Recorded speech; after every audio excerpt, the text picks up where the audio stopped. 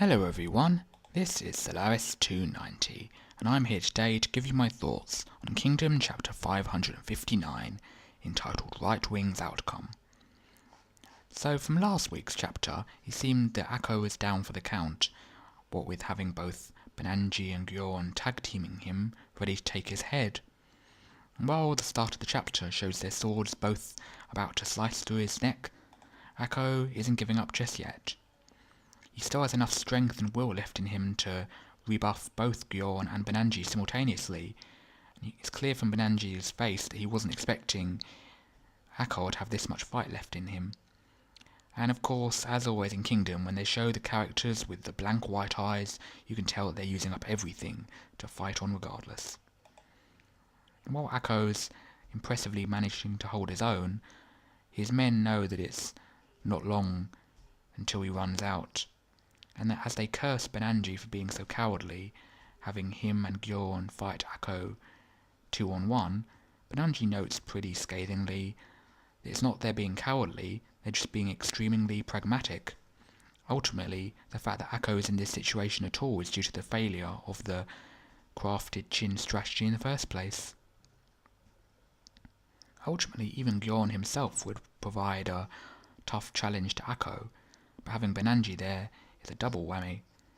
Though Benangi does at least have some modicum of respect for Akko, he praises him for lasting 9 whole days, but ultimately this is it. And on this desperate situation aside, we now turn to Orhon.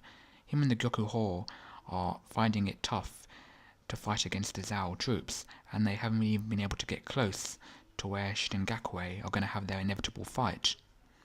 While the duel between those two hasn't started yet, the Gyokuhou's attention is then diverted by a messenger from the Akko army telling them about the desperate situation. Poor Gunne has been slain, and Akko is having to face off against both Benangi and Gyorn simultaneously. Banyor is pretty shaken up about this, but none of the other units have been able to get close to assist him. The messenger desperately begs Orhon to come to Akko's aid, but Kanjo notes that they're right in the middle of their own tough slog right now, and it's unlikely they'd even be able to make it there in time in any case. But Orhon calls for quiet, and after a moment's hesitation and thought, he weighs up that this is the best option right now. Ultimately, if Akko dies, it's going to be catastrophic for the Qin army, given that they've already lost Mako, and ultimately Gakue is just small fry. They can afford to let him live one more day, certainly compared to the weight that Akko holds for the Qin army as a whole. And here we have Orhon showing what is actually some meaningful character development. Ultimately, whilst his own carefully crafted plan stated that he needs to take one Zhao commander out day by day, ultimately that's going out the window with the situation they're in right now. But Orhon decides that he's ready to swallow his pride and leave the taking of Gakue's head to Shin and the Heishin unit. And everyone's pretty shocked by this, but it speaks volumes of how far Orhon has come as a character. And speaking personally, I really dislike Orhon, I really do. I mean, he's such a bastard, to 10, and he looks down on Shin and everyone else, but even here, it's showing that he's really willing to be, if nothing else, pragmatic, and go for the best option available, saving Akko. If Shin gets Gakue, then hey, that's that. And so Orhon has weighed up the options and considered this, and he hopes that he can bring Akko back alive, but even he, with his poker face, is terribly concerned inside that Akko probably won't survive by the time they get there. But ultimately, as Kanjo stay to hold the ground that they've gained and rushes off to Akko's aid.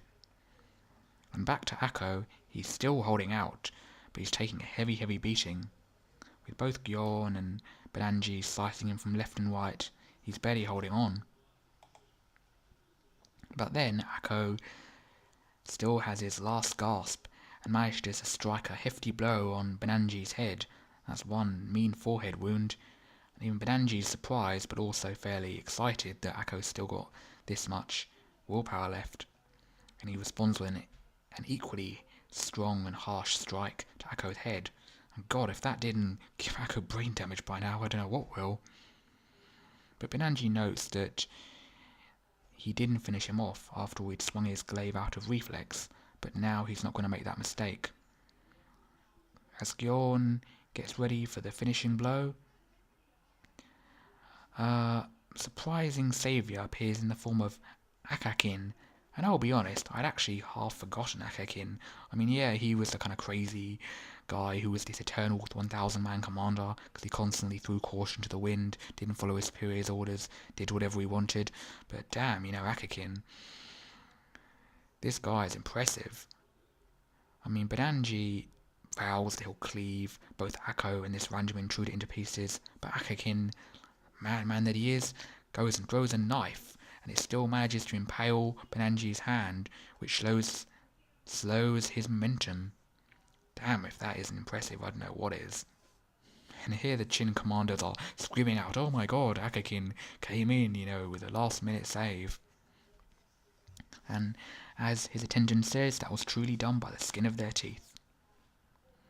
But Akko, with his eternal rictus grin, notes that this isn't enough to celebrate. After all, even though they've saved Akko once more, both Benanji and Gyorn now have their attention fully focused on Akakin and his guys. And they're not going to let them get away scot-free after this.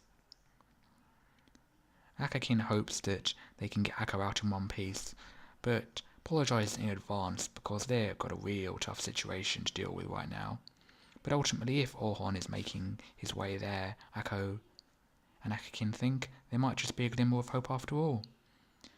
And that was Kingdom Chapter 559. Boy, I'll tell you what, my expectations were well and truly shattered. I mean, I just naturally figured with both Gyorn and Benanji tag teaming that Akko was dead meat, down for the count. No way he was going to survive through this, but of Akakin, of all people, coming there to save him.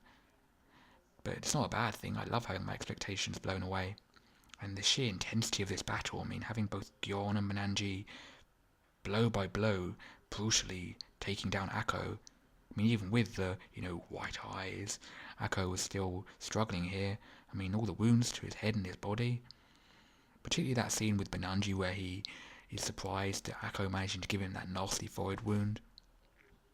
I mean, Benanji in general clearly underestimated Akko's vitality a lot. At least twice I could see him be surprised. Gyorn is more, taciturn about it, but I'm sure he'll have someone to fight against next chapter.